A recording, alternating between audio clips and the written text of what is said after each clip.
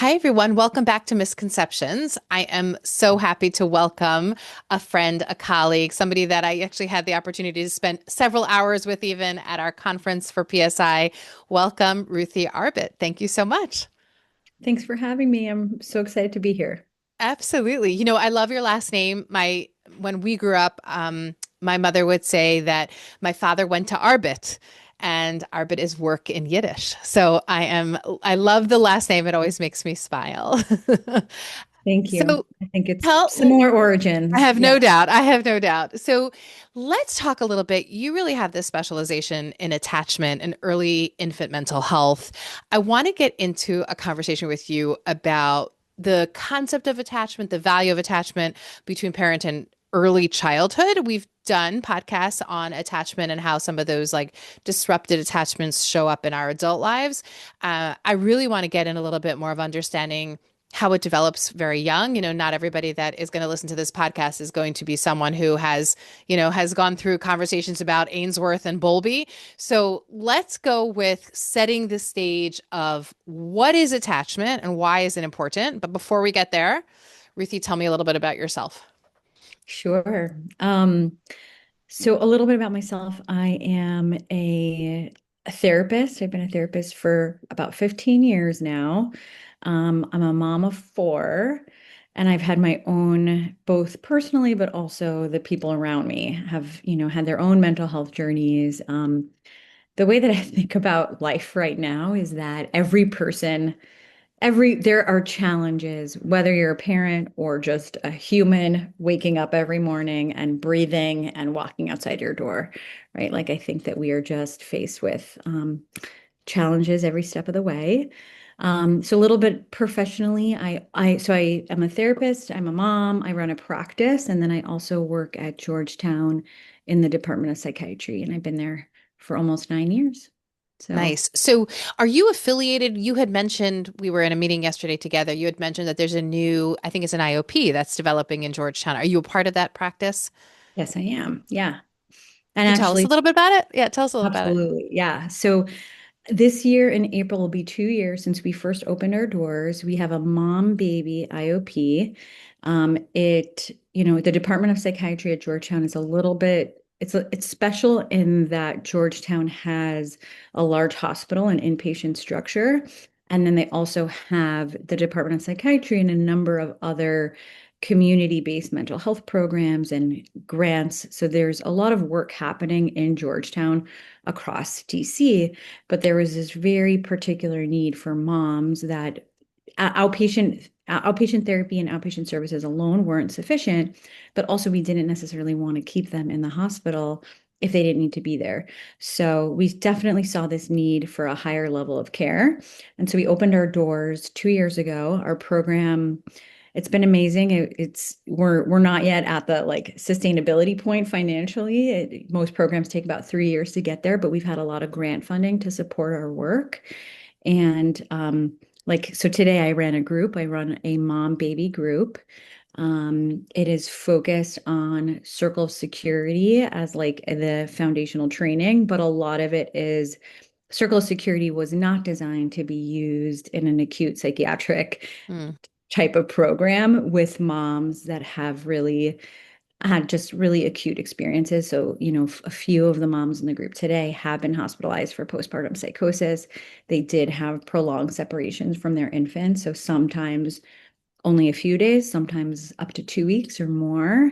Um, and we've had moms that really come to us in very different phases of their attachment. So you have Hmm. some moms that are really anxious, or maybe they have OCD and they have a hard time putting their baby down or not seeing their baby for 10 seconds. And then you have other moms in the same group that have a really, really hard time. We had a mom that told us, like, if I'm on the second floor of the house, I'll only go to the second floor of the house if the baby or the babies are on the third floor or the first floor. Like she wouldn't Hmm. even be on the same floor as her, she had Hmm. twins as her babies because she didn't want to hear them.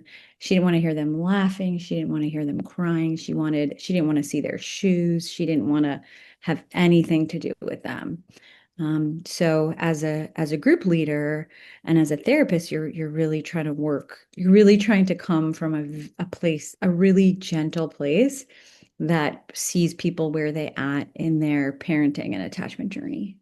So let's break this down a little bit when you talk about, the different kinds of attachment. Um, I also would love to start with the differentiation, or do you differentiate between the term bonding and attachment? Because it seems like bonding is almost like no longer the primary word we're using is attachment. Are they the same to you?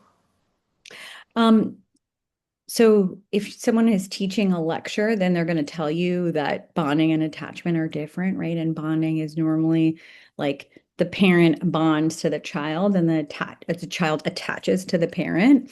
I think a lot of us use that term interchangeably, and certainly the moms in the group sort of view bonding and attachment as the same thing. Okay. All right. So let's start off with what we consider normal healthy. What is normal healthy attachment early weeks of life for a newborn? What's early healthy? Well, I want to first start off by saying that when we think about healthy attachment, we put a lot of pressure on the mom to healthfully attach to the baby. But the truth is that attachment, it doesn't just have to be there needs to be this is the research that came out of like the ACEs study, right? The ACEs study looking at early childhood traumatic experiences. What we found from the ACEs study is that having one person, whether that's a teacher, a grandparent, a cousin, a neighbor, right? Like one person that's really strong and supportive in your life is the biggest protective factor if you experience a lot of childhood adversity. Um, and so that's sort of the same idea that I think about when I think about families, right? So it doesn't have to be the mom, it can be the grandparent, it can be the dad, it can be the partner, it can be the sibling. But for the most part, people are thinking and talking about parent child or mom baby attachment. Um, so if we're thinking about mom baby attachment in those early weeks, I mean, I really do I think it's hard. First of all, I think some people they attach to the idea of what they want parenting to look like sometimes when they're 9 years old, right? Mhm. So you have an attachment to an idea. Sometimes when people are going through the fertility journey, then they have like stronger, like they're really solidifying that attachment to what kind of parent do I want to be? What do I want this to look like? What do I want my baby to look like?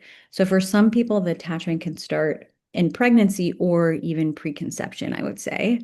Um, in pregnancy, when we think like textbook, a mom that's attached in pregnancy is a mom that maybe she's rubbing her tummy, maybe she's talking to her baby, maybe she's, thinking a little bit about like, oh, when I eat this spicy food, my baby kicks, or oh, when I do this other thing, my baby responds in this way, right? She's sort of attributing preferences and theory of mind, if you will, to the baby's experience.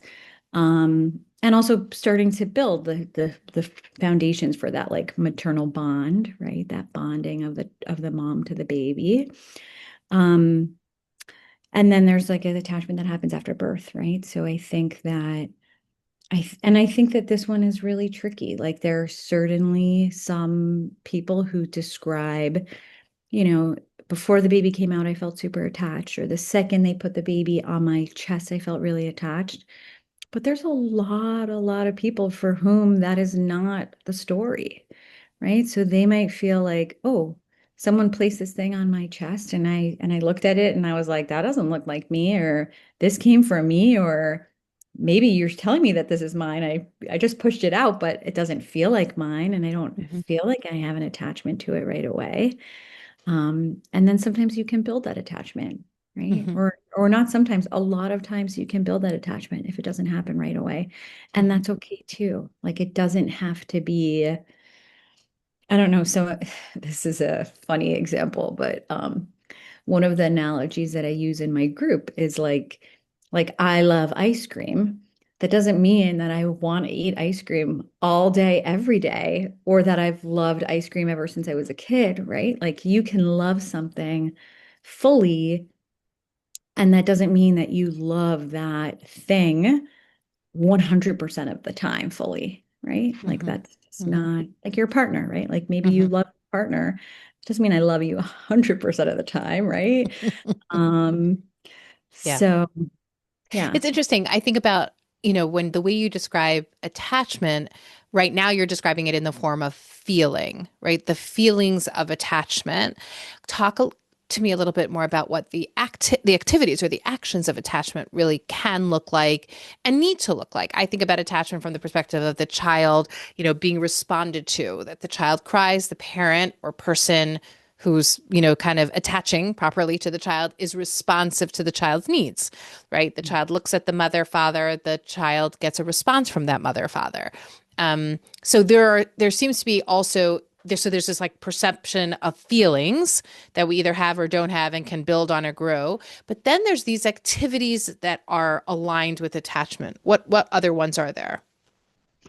I think there's so many, tending to your baby's diaper, cleaning up when your baby spit up, cleaning up their mouth, burping your baby, holding, rocking, singing, talking, right? If you're thinking about like, how do we build attachment?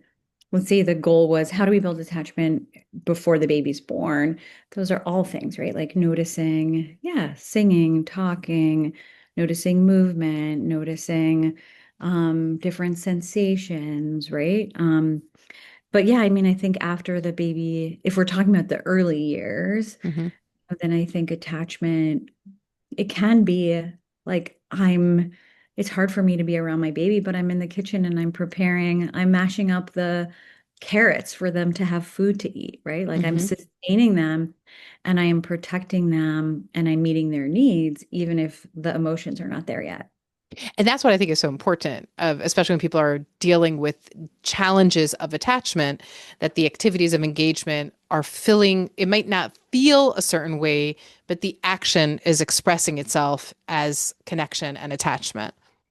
Oh yeah, I mean it's amazing. Like absolutely, I will work with moms or have moms in my group and they're like, I feel like I'm the worst mom. I'm not attaching to my baby and I'm like, your baby has like bows in her hair. Her outfit has like her name is personalized on her outfit. She has a personalized blanket. You did everything you needed to do to get here to this program, right? Like Right. your baby is fed, they're clean, that you took them to the pediatrician yesterday, right? Like you were doing all of the things that you need to be doing. Like when we think about good mom, right? Like what makes a Sure. good mom or a good parent?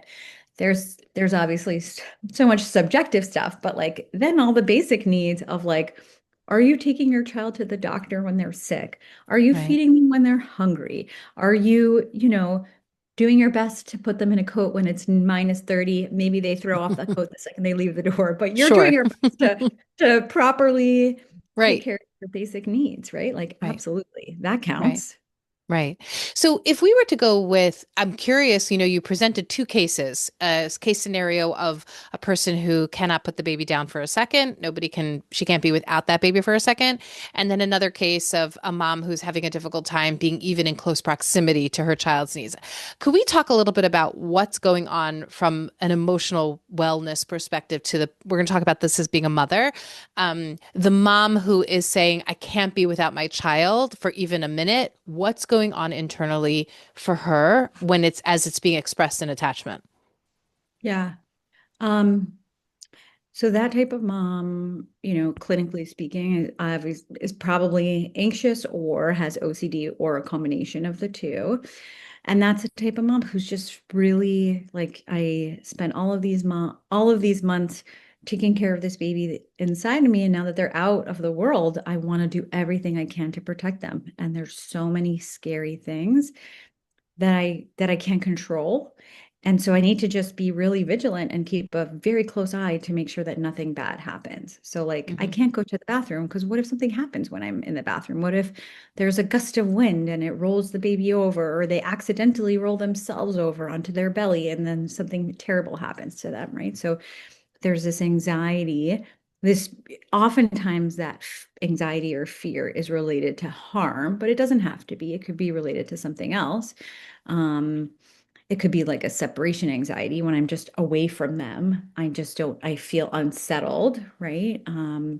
Or it could be also an OCD, like, a bit of, our brain is moving into a place of like, hypervigilance, where again, I really want to keep my baby safe. I love my baby, or I know that I think I'm supposed to love my baby, and I know that I worked really hard to get them here, and I want to do everything I can to keep them safe. So maybe the way that I keep them safe is by checking on them, 100 times every 3 minutes. Maybe it's by, I worked with a mom one time who had come from a background of food insecurity and would like feed the baby, weigh the baby, feed the baby, weigh the like constant feeding and weighing all day long. Mm, Sometimes there's messaging that we're getting from the pediatricians, like, oh, the baby lost some of their birth weight in the hospital and they need to bring their birth weight up. And so you need to be feeding the baby all the time and be really, really careful.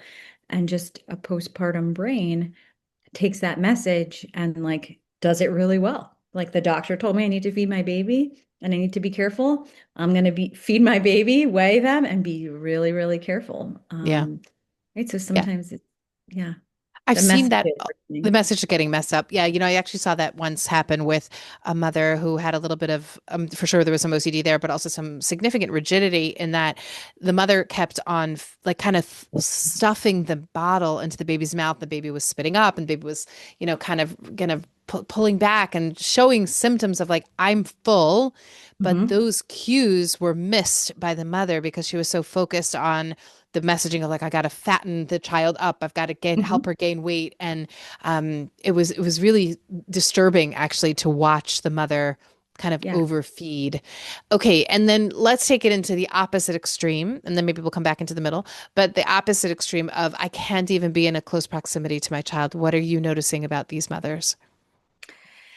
Yeah, sometimes it comes from a traumatic event, right? So traumatic birth or traumatic pregnancy, and there's so much, like if you're experiencing a traumatic birth and then the first time you hear your baby cry happens to be the same moment that they're stitching you up, right? Whether, for a number of reasons, or happens to be in a moment that you're in excruciating pain, or those early days, maybe it's postpartum and you have postpartum eclampsia and, like it could be that the sound of the baby or the smell or having the baby near you is Hmm. stirring up some traumatic memories, or even if it hasn't made it to the memory, it's even just like a somatic fight, flight, or freeze, right? Like your body is just tensing up at hearing the sounds of a baby, or just even the expectation that you will hold the baby or care for the baby. Or sometimes it can also be, when it's postpartum depression and you're just sort of feeling, you might be feeling withdrawn, and or you might be feeling like, I gave so much to this baby and I'm not getting very much in return, right? Like there is, when we think about healthy relationships and a give and take, newborns take a lot and they don't give very much at the beginning, right? They Hmm. just Hmm. can't, right? Their Sure. hands and their brain haven't even connected for them to like move their hands in a coordinated way yet, right? Like they can't give, not that they don't want to. Hmm. Um, but yeah, I mean, it could also, yeah, just be depression, like you're withdrawn, or you also have so many feelings of anger, frustration. How did I get to this moment? Why does this look so different? Why am I not like all my peers? Why am I not smiling and so happy? I should be. There's so many should and musts, right? Like I Sure. should Sure. love with my baby. I should be a perfect parent. I should want to hold my baby and want to take pictures of their toes and want to kiss their tummies and all those other things. Hmm. But I don't want any of that. And so then Yeah. the shame just compounds. Yeah. I think about also for a parent who maybe had a difficult time in birth or postpartum or was sick through much of pregnancy, then that baby also represents all the hard stuff that they actually went through. Even if it's isn't a tactile experience or or a sensory experience, it can just be the fact of like, this child caused me a lot of pain or a lot of distress or a lot of trauma, right? If I hadn't been pregnant, this would not have happened. And so there's so much conflict in those emotions of like, I know on some level this is what I wanted, and also possibly not so much right now. Yeah. Yeah. And even I will say too, like even with the fertility journey, right? Like Hmm. there's this feeling of like, okay, now you're here, but do you know how hard it worked to get here? Do you know how Hmm. many shots and doctor's appointment and blood tests and money and like strife with my partner it caused to get you here? And then there's some of this resentment of like, Yeah. I gave so much of myself to get to this point that I sacrificed. Yeah. And I think some people probably hearing that are like, that is so wrong, right? I want to be really aware of some people hear that statement and be like, I don't get it. Like this is what you wanted, you got what you wanted, and then now you're resentful of what you got because you asked for it. Like, I just want to acknowledge that these feelings that show up are complicated and they're not a straight line. And so, when we hear somebody saying, I once many years ago asked somebody about how she was really doing, and she's like, this is really hard. And it was after many, many years of infertility and many losses. And she's like, I can't even go out and get a bottle of milk by myself. Like I can't have no independent. I'm like, yeah, now we're talking about the real stuff. Like this is real. And yes, you wanted it and you dreamed of it and you prayed for it. And this is not necessarily a straight line to gratitude. Like the gratitude's there, probably, but there's a lot of conflict in the emotional experience of that as well. And that can cause some disrupted attachment. Could we just review for people what it means in the later years when somebody experiences disrupted attachment in childhood, how that can show up? So, like maybe taking it from that, anxious attachment or disorganized attachment. Like, let's just lay out the different kinds of attachment models. Yeah. Um, so the two separate questions though, right? One is what are the different attachment models? And then two is like, how does it show up later Yes. on? Yeah. Yes. Yeah. So if we think, like classically, there's anxious attachment and avoidant attachment, right? And that's a little more of like that mom that we're talking about where Hmm. it just feels a little more rocky and like maybe so either I'm overly attached or I'm like I am trying to not come close to you um versus like a healthy attachment. And I think these are things there's a whole host of things that they attribute to early childhood attachment difficulties, right? So, they might say it's sort of like if you're watching an infomercial for a new medication and they're like, oh, they mention all the side effects, right? So similar Hmm. stuff, right? Like there might be ADHD or depression or social issues or all of these things. So I'm happy to go into those. Um, I think the hard part is that I think that moms sometimes use that as fuel to blame themselves further. Like I have to be attached right now because otherwise my kid is going to have ADHD or conduct problems when they're 13, Hmm. right? Hmm. Then they've Hmm. added another layer of Sure. stress. Like Right. not yeah. So I'm happy to talk through some of the risks of ruptured or insecure attachment, but I do know that sometimes those can compound the shame. So let's define insecure attachment. So, why don't I start by saying safe attachment? So, safe attachment let's say, in the context of, so circle of security is a parent-child module that helps teach. It's a parent-child modality that helps teach attachment to families and just sort of explains it in simpler terms. So, in circle of security terms, safe attachment is like when your child or the person that you're attaching to can go out and explore the world, but then can also return when they need to, right? So maybe, when you think about a safe attachment, today when I was explaining this in my group, I said, like I am an adult and I don't live right next to my parents, but when the check engine light comes on in my car, or other lights come on the front of my car, I call my dad and I say, Dad, help. Like, what do I do about this? Right. So that's me, like, I'm exploring and I become independent, but I am also comfortable returning and asking for help and sharing my difficult emotions with those safe people. Right. Mhm, So mhm. yeah, I think sometimes it's helpful to think about attachment, like how do we as adults experience safe attachment in our relationships and things like Right. that. And I would say it's the same, like I can be independent, but then I can also be dependent because I need you to show up for me in some of these moments. And that I can trust that you will. Absolutely. Hmm. And I can trust Hmm. that you will in like a safe way, right? Hmm. Not that you're going to show up and then like subject me to, like anything. Like you're right? going to Like make me feel bad if am exactly, vulnerable, or you're going to tell exactly, me like you should know how to do this by now, or exactly, hmm hmm exactly, right. exactly. Yeah. So So, yeah. yeah, go ahead. I'll keep you, In have the, you so in those continue. early years, let's say if we're Right. talking about a 6 month old with a safe attachment, the 6 month old with a safe attachment, let's say they're a baby that's learning how to crawl, that might be a parent that's sitting next to the baby and letting them explore a little bit.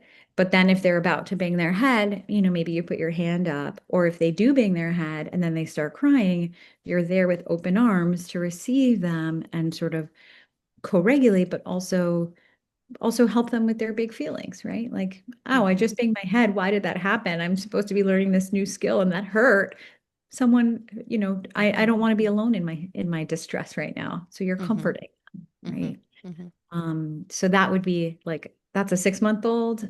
A 6 year old, it might be, I'm here at the playground and my mom lets me like climb up to this like up on this structure, and then maybe the mom does things to keep them safe, like say, oh, just be careful, I don't know if you noticed that thing over there.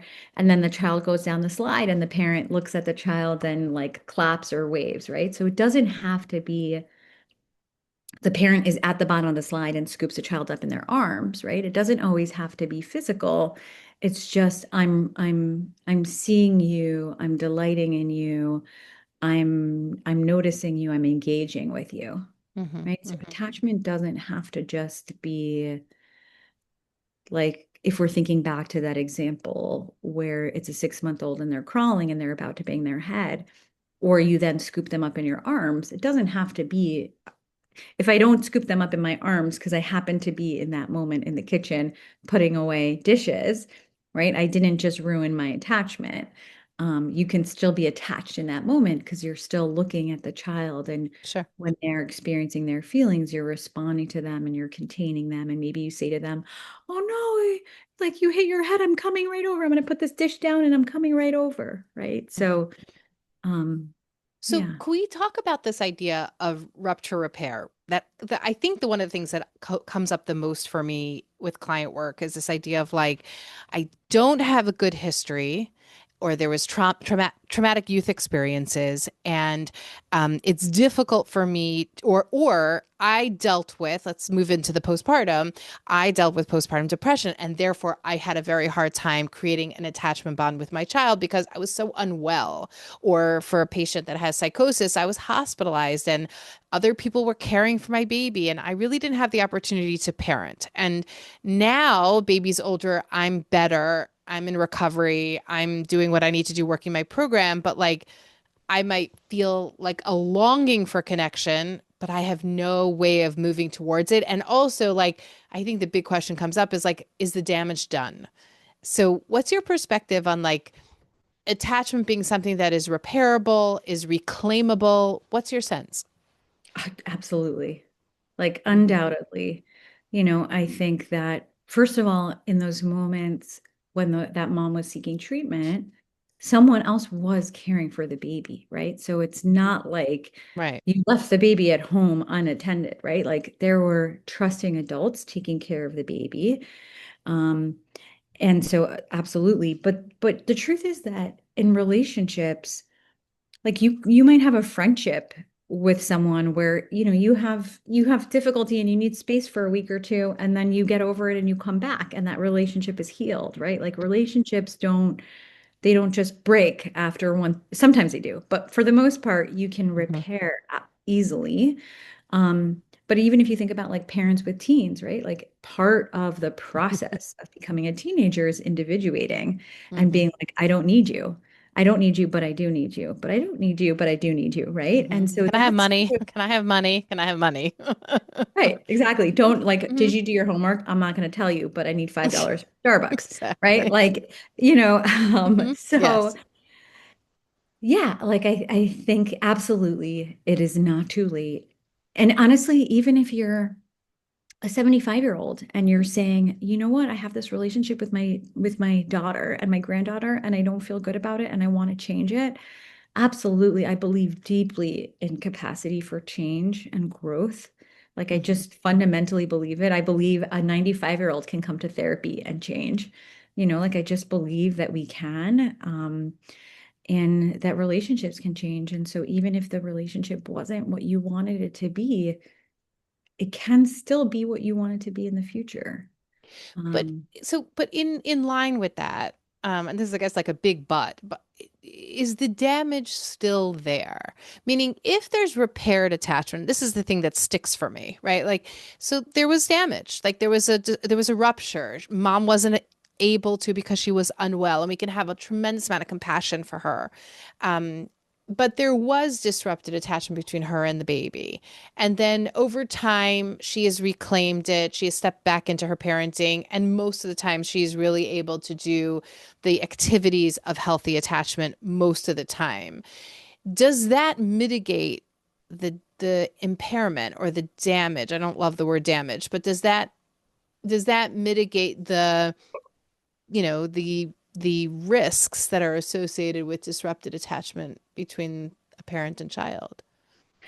I think when we think from a research standpoint about risks of disrupted attachment, what you're describing, if like a mom has to go away to the hospital or somewhere else, and there's another caregiver in their place, I would say on the whole, the child didn't suffer from a disrupted attachment. That specific mom and baby, their relationship might have taken a circuitous route, but that baby has consistent attachment during that time frame as long as that baby was cared for. Hmm. I would say when we think about disrupted attachment, which I have also worked with before, that to me is more the context of like kids that were in maybe abusive homes and they weren't Hmm. taken out of their homes in or by the time they were taken out of their homes and then moved into foster care, they went for a prolonged period of time without one sustained, responsible, supportive caregiver. Hmm. So, and like, for example, I've worked with families where the child is in the home and they are being fed, but it's an abusive parent. Hmm. And so, like, even though their basic needs are being met, I would argue that there is also disrupted attachment in that moment. Hmm. Um, and that disrupted attachment can be sustained for the duration of the time that they're in an unsafe relationship. Hmm. So but let's say, for example, it's the case of a mom, or let's say it's the case of a child who is immediately removed from their home and immediately put with a loving, supportive foster care placement. They might never experience a disruptive attachment because as long as they've had like a consistent caregiver, right? And it shouldn't be, 10 different caregivers, as long as they had a fairly consistent primary caregiver Hmm. for the duration of the time, it's okay if it wasn't the parent. It's very interesting because, there was a study, and I cannot quote the study. I saw the video of the study. Yeah, it was a study where they videoed, they recorded these young children, mostly were toddlers, probably up to 3 years old, that were sent to a facility because mom was going in to have a baby. So mom was going in for I mean, this must have been, it looked like it was in the 60s or 50s. And it became part of a study. And basically, like, you watch this child, they were separated from the parent for 2 to 3 weeks of separation. And then they rejoined, the mother came and got them because the new baby and brought the new, and watching what was going on. First of all, the child cried significantly. So even though they were tended to by very loving, and you could see them holding them and cuddling with them and feeding them, but they were distraught, like beyond distraught. And even when the father came to visit once, like, the child like totally turned their faces away from the parent. And then when mom came, they were almost like completely flat affect. Like, there was no reactivity to mom coming back. So I'm wondering about that. Like, because, on one hand, I hear you saying it could be replaced by an immediate caregiver when necessary and that it wouldn't cause damage, but I'm questioning what we're hearing, what we're seeing, what we saw in that study where these children were particularly distraught. Do you think it has something to do with age or like how old the toddler is? I think I haven't seen what you're referencing, but if someone came to me and said, here's the situation, what do you think? I would say a couple things. Could certainly depend on the age. So like, especially if it was a younger toddler, let's say under the age of 3 or 4, that didn't understand like mom is going away and then she'll be back. Correct. They might have experienced it as like mom is gone and I don't know if she'll ever be back. I think like what was the messaging ahead of time, right? Like, did they know mom is going to be gone? Here's like if Right. sometimes if you, especially if you know that it's like an anxious or a kid with separation anxiety, if a parent goes away on a work trip or another type of trip, it can be helpful to have a visual schedule and sit that says like, here's when I'm going, here's when I'm coming back. You can call me and FaceTime, and here's my photo that you can look at if you miss me and hug your stuffy, and I'm going to hug my stuffy, and we're going to still be connected, even though I'm oceans away. Um, I'm curious for this kid that was separated from the parent, were they with like an aunt that they felt really close with? How long did this last for? Was it a child that like we knew had separation anxiety ahead of time? What was that mom's pregnancy like? Because maybe if she wasn't feeling so well during the pregnancy and was already sort of pulling back a little bit, maybe the child was already feeling like something is not right here. Mm-hmm. Mm-hmm. So yeah, I would have a couple follow-up questions about that. Interesting. So I guess what you're saying is that it's not just like one replacing the other. There's so many other components that go into it that are going to impact whether this feels like a safe relationship or a rupture or a disruption.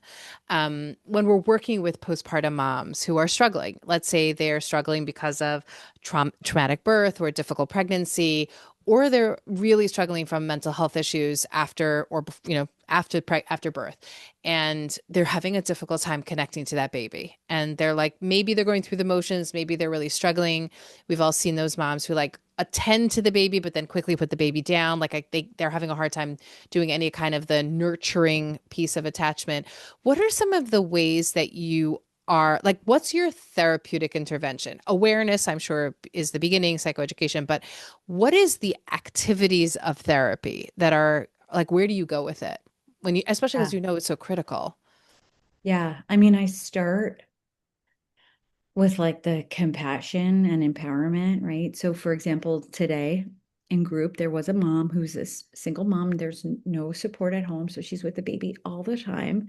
Mm, So the baby was in the bouncer, and like, the mom wasn't looking, and honestly, I think maybe that was helpful for her to have like a little bit of time, like my baby's safe in the bouncer, she's not crying, and I don't have to like stare at her this whole time because otherwise I'm a single parent 24 hours a day. And like like she's safe and we're here in group, and like I don't need to check on her the whole time, right? But I think a lot of like, look at how the baby was moving around and made a noise, and look at how you picked her up, and look at how she's leaning into you, and look how you intuitively, like you were holding her that position, but you intuitively put her on your shoulder like that, right? Look how amazing that is. I know she's crying right now, but look how she's looking to you for comfort. You're still her person, right? So certainly in the moment, if the mom is there and the baby's there, we can do a lot of that. Like mhm, just even like if the baby's sleeping, just noticing like, look at how her hands are like leaning towards you, right? Look how mhm, her position is coming towards you, right? So just affirming these ways in which you might not realize it, but you really are already in sync with your baby, even though your heart might not be there. mhm, Um, and then I do a lot of gentle, like, and this, by the way, is a strategy that I use even for older kids. Like, if it's a parent that has a 9-year-old who's like super disruptive and difficult at home, and the parent is like, I can't stand my child, I say to the parents sometimes, like, try going in when they're asleep and just like standing near them.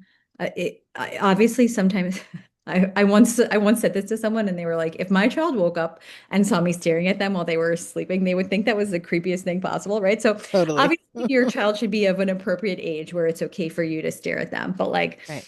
stare at your baby when they're sleeping and just notice, like, look at their fingers. Do those look like your fingers or your partner's fingers? Notice their ears. You notice the shape of their face. Just smell them, right? Like, just do things, you can start really, really slow. Hmm. just by noticing them, noticing how does it feel to be in their room? What is my breath like? Is anything in me tensing up being in here? Am I worried about something? Like just sort of starting really slow when they're sleeping, because obviously trying to build attachment when a baby's screaming is going to be harder than when a baby's Sure. sleeping beautifully. Um, but yeah, just and then I think for those other like for the middle moments, I think sometimes it's a matter of saying like, okay, of the things that your baby does during the day, which are the ones that you also enjoy? Like, do you like feeding your baby? Do you like bath time? Do you just like taking walks? I heard from a mom recently, a mom with postpartum depression, who was like, I'm walking for 5 hours a day. I Hmm. like walks and the baby likes walks. I don't have to hold them, right? Because honestly, even with holding a baby, sometimes depending on like your C-section or how things were during your pregnancy, sometimes it's physically cumbersome to be Yeah. holding a baby Yeah. and lifting a baby and burping a baby. And, like there's a lot of mommy mechanics involved in that. So yeah, maybe it just feels better on my back and on my pelvic floor when I'm walking. And Hmm. so let's do some walking. And you like the fresh air, the baby likes the fresh air, everyone's happy. So like there's no need, you don't have to hold the baby in your arm and sing a lullaby in order to feel connected and attached, right? Like there's a lot of other things that we can do if some of those traditional things that we think of feel hard. And what I like about that is the way you just described it just feels so much more accessible, right? But I'm also noticing that you're going after the feeling versus the activity, right? You're actually focusing on, it's interesting because like when they're very little, it's okay if the feeling isn't there, we're doing these activities. But but in terms of repairing, we're working on, it sounds to me like you're saying, we're going to work on the activities that will allow me to feel connected and to feel, maybe I'll even use the word bonded, right? To feel attached to my child in a way that I want to, or in a way that I know that I need to, but not necessarily focusing on the activities of attachment, which might be holding or soothing or responding to their cries in the way that they would, typically be responsive to. You're focusing more on the feeling experience. Yeah, it's great observation. Absolutely.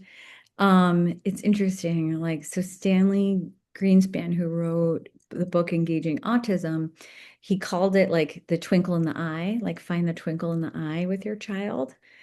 And I think that it's that type of feeling as well that I'm sort of chasing.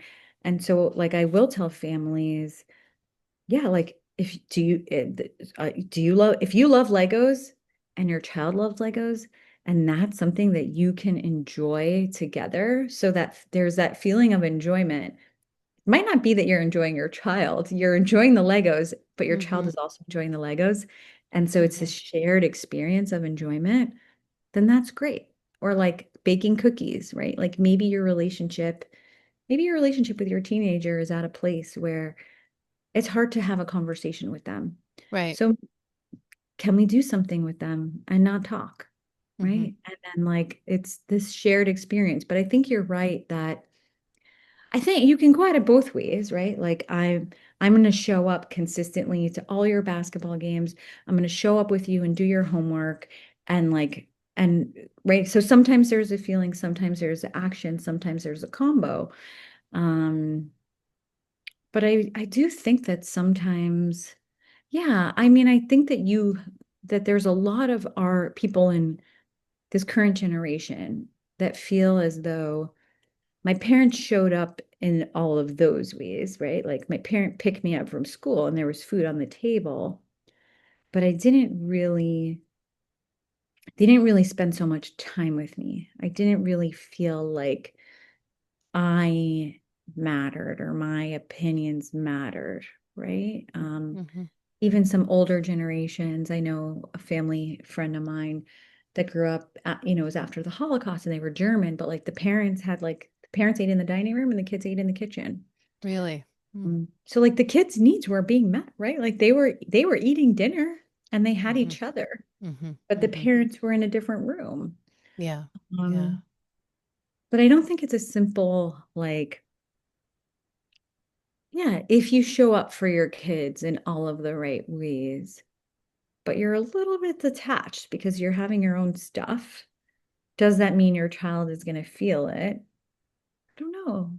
But then if you don't, let's say you don't have means and you're not able to consistently feel your child to feed your child, maybe you have food insecurity in your home, but you do show up and you love them and you sing to them and you tickle them, right? Mhm. Like, how do those children report back? It's hard because I think a lot of our research is sort of assuming, yeah, it's hard. It's hard to Mhm. look at Mhm. like I ha attachment as, yeah. Yeah, I have to throw at you one more like kind of wrench, I think, which is social media, is cell phone use. I call it social media, but like cell phone use. I watch. There's a lot of nannies in my neighborhood, and the nannies are on their phones. They actually have the screen in front of them as they're walking the child. They're at the park, they're at the library, they're on their phones. They are not making eye contact. Like putting aside just like the Yeah. critical need for eye contact and responsiveness, but can we talk a little bit, even let's put aside the nannies, because I know the parents are doing this too, then talk a little bit with me about what you are noticing about this generation who are now parenting with cell phones and the impact on attachment. I definitely think cell phones, exactly what you said, right? Like I think that if you're on your phone the whole time during dinner, like when we look at those research, right? We look at research that says that if kids sit down every night for family dinner, those kids generally do better in standardized tests and other types of performance things than kids that don't. Hmm. That didn't take into account if you sit down for dinner and both parents are on their cell phones the whole time, right? Like Right, that was not right. one of the things that they were looking at when they did that research Hmm. study. Absolutely. I mean, it impacts the quality of the relationship, right? Like there's no way I we I feel so bad for people when I go out for dinner and I see at the tables all around me, everyone is on their phone. I'm like, why are you I know. wasting money Why on are you this nice here? Right, meal if right, you're not going to be talking to each other right, anyway? right. It's Or I interesting also because like, yeah, go ahead, go ahead, go ahead.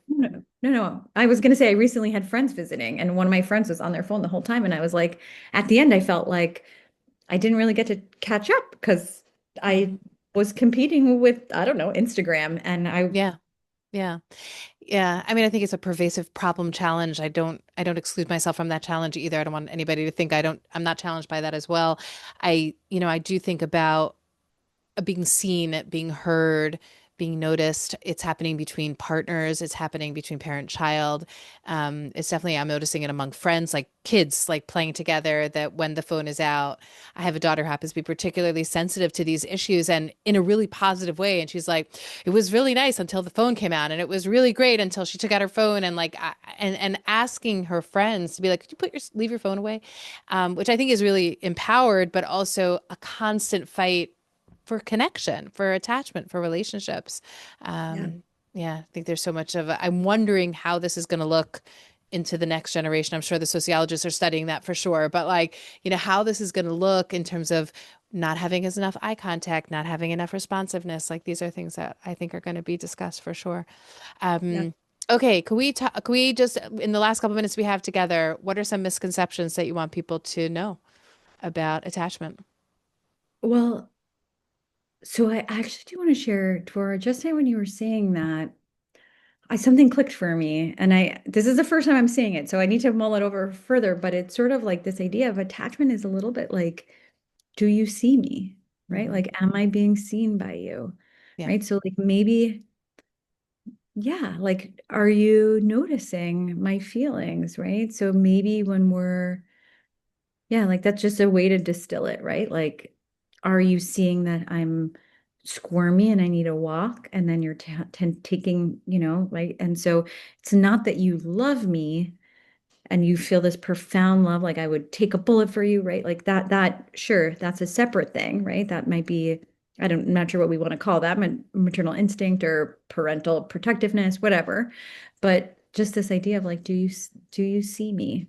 Do you Hmm. see what I Hmm. need right now? Being Hmm. seen, because that's also with couples, right? Like Sure. sometimes so I'm wondering if that attachment, yeah, maybe it's a combination of a feeling or actions Well, the that it, action would be, did you respond to that need? You see me, you've identified something within me. Did you respond appropriately or compassionately or in an aligned way with that seeing me? yeah. And Mm. can you attach and not like would it be possible that like yeah, a parent sees a child and they see that their child is in distress and they are attached, but they're not able to respond in that moment. Hmm. Hmm. Yeah. Yeah. Much to think Um, about. yeah. Yeah. Sorry, I just had to, I That's was like, no, it's a great comment. I hear it. I heard it. I think it's great. Let's go with one misconception that you want people to understand about attachment. yeah, I think that it's like a hard stop, right? Like I'm not attacked. Like I think attachment is part of an ongoing dynamic. So like maybe you love your spouse and you are healthily attached to each other. That doesn't necessarily mean that that same attachment, that's it. And 20 years down the line, you don't have to water it. It's sort of actually, we talked about this, that it's like a flower, right? Like it's you're watering the seeds and it's a flower and like the petals are the different people in your life that help, Hmm. raise this growing being. Hmm.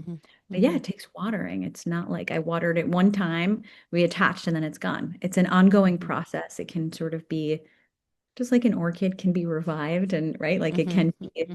things can happen and then you can, hopefully take it revive.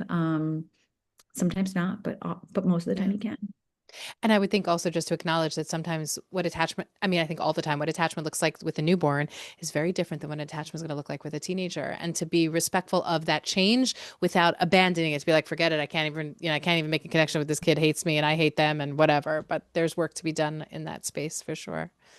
For Yeah. sure. And if Right. those early weeks are hard, that's okay. They're like they were meant to be hard, right? Like they are Yeah. not supposed to be Yeah. easy. It is not you.